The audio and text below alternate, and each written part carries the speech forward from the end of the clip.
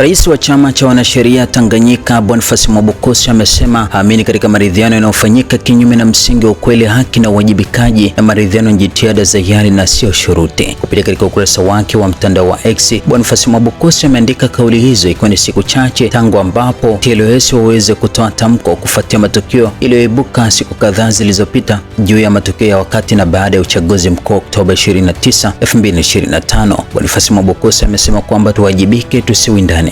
Siamini katika maridhiano yanayofanyika kinyume na msingi wa ukweli, haki na uwajibikaji, na maridhiano ni jitihada za hiari na sio shuruti. Ninaamini kuwa maelekezo ya taasisi ya TLS kama ilivyotolewa na mkutano mkuu kuhusu namna bora ya kuleta taifa pamoja ni sahihi, yana msingi wa kisheria na kikatiba, na ndiyo njia sahihi ya kutokwamua katika mkwamo huu wa hiari.